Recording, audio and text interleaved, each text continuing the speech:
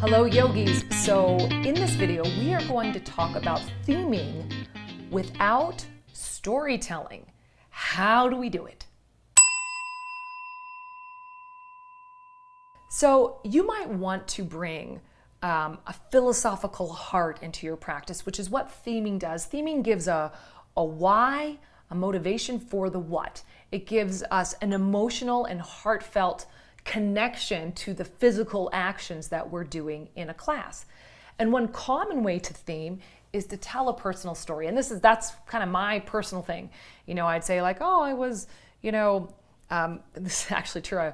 I went into the post office today and I had lots of time. And before I went up, I smiled at the guy. I kept calm. I was like, hi, how are you? I took a moment to humanize the process.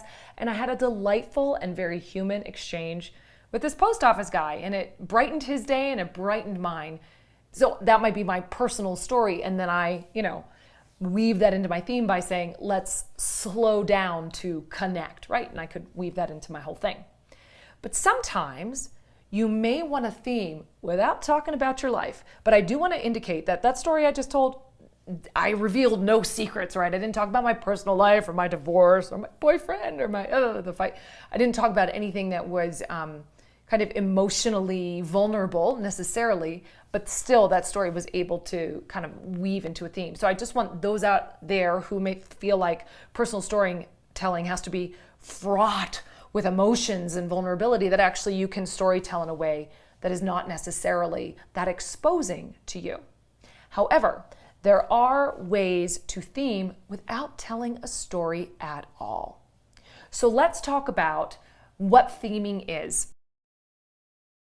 There are really two kinds of theming, and they work together. There's explicit theming, where I tell you what the theme is. I'm like, today we're working on intensity and tapas and our ability to be uncomfortable and tone our resilience to discomfort. So that's me telling you what the theme is, and then I create a class about that.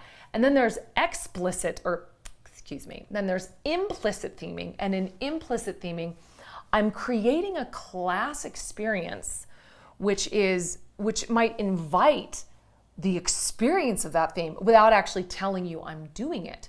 So in the case of this kind of tapas intensity theme, instead of telling you that that's what we're doing, I might instead hold you for a long time in poses, invite you to confront yourself when you are uncomfortable. I might have the temperature in the room a little higher. I might make the class a little bit more challenging. I might choose certain kinds of words like, resist or resilience or, inviting people into the calm inside the storm of their own practice. So I haven't explicitly said it, but I'm still creating an experience.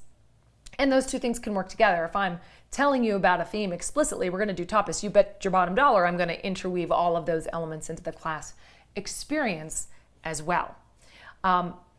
So I just want to talk about theming without personal storytelling, because you can create a theme and be explicit about it without necessarily telling a story.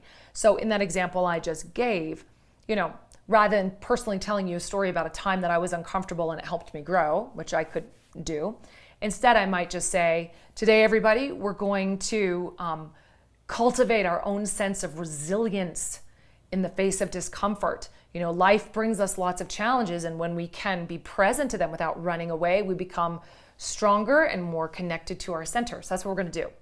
So even though I was explicit about the theme, and I'm using a piece of yoga philosophy, tapas, intensity, to anchor that theme, I'm not telling you a personal story about my life to do that. And so you can do that with a whole range of things, and there's so many inspirations that you can draw from to do that. You can be inspired by a piece of yoga philosophy like tapas, intensity, svadhyaya, self-study, ishvari pranidhanana, surrender to the highest or the quality of surrender, spanda, expansion and contraction, the natural kind of flow of the universe. I mean, sky's the limit, everybody. You could delve into the chakras and theme a class around each chakra. Oh my gosh, there's just so much goodness there. So you can dive into yoga philosophy and take a gem, a little seed of an inspiration from a philosophical idea and expand upon that and basically bring that into the physicalization of the practice. So that's really key with your theming, regardless of what kind of theming you're doing, is that you bring this conceptual idea into a physical practice. It becomes practical and doable, right? So that's really key. So there's one way you can theme without storytelling, is just to draw on yoga philosophy. Another really juicy way to do that is through quotes, right? So I'm sure you have your favorite quotes, and I have mine, and bringing those in and saying, I was really inspired by this today. Like for me, for example, I might say, I love this quote from Pema Chodron. She says, only to the extent that we expose ourselves again and again to annihilation can that which is indestructible in us be found, right? So I might theme my whole class on exposing ourselves to annihilation, which is the death of the ego, or like might do balancing poses and we wobble and we're, right? But by exposing ourselves to those challenging situations or those wobbly situations, we find what is within us that never changes or wobbles, that is always stable, our sense of presence. So you can find an inspirational quote and bring that to be the theme and the heartbeat of your practice.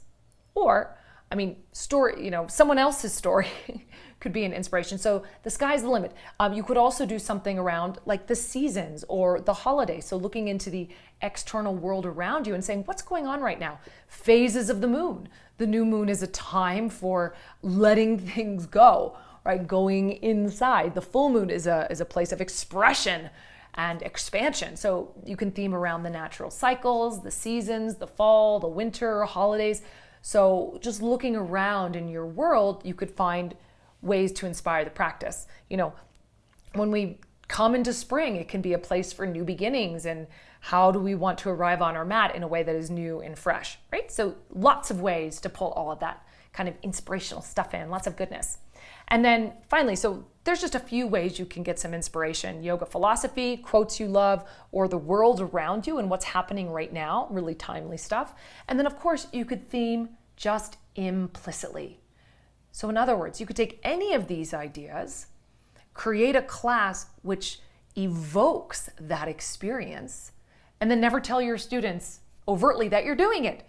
So, I could create lots of language, and through my sequencing and my postures and how I invite students to be with themselves in the poses, I could create that feeling through music. All of your classroom elements, your music, the temperature, the way you use your lighting, you can create a mood or a bhav that invites that. So let's just say, for example, I want to invite students into a sense of self-care without even telling them that that's the purpose of this class.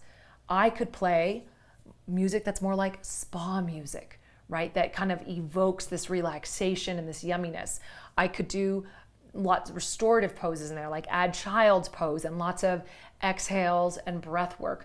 I could use words such as sink, relish, release, let go, surrender. I can use words that evoke that feeling of self-care and self-cuddles without actually telling them, hey guys, we're doing a self-care where we're gonna, nurture ourselves and really create a safe space today. So there you go. There are a few ideas for how you can theme a class. It's so fun and creative without having to share a personal story. So just to summarize, you could choose an aspect of yoga philosophy that is inspirational to you and theme around that. You could choose a favorite quote or a piece of literature or a poem that's evocative to you, and you could share from that. Or you can look around in the natural world outside, current events, what's going on. Stay away from politics, but what's currently happening. The natural world is a beautiful source of inspiration, and you can use that to create a class theme. Or finally, you can incorporate through implicit theming, you can incorporate all of the elements of your class, your poses, your sequence, your transition, your tone of voice, your music, the lighting, the temperature, the way you set up the mats, your physical presence in the room. All of those elements create a class feeling, a mood according to your intention. So use them wisely, and you can totally create a thematic experience without actually saying a word about a theme. So I hope that has been super helpful for you. If you found this interesting, please subscribe and be part of my community. And if you have any ideas for videos you'd want to see, I'd love to hear from you. See you on the mat.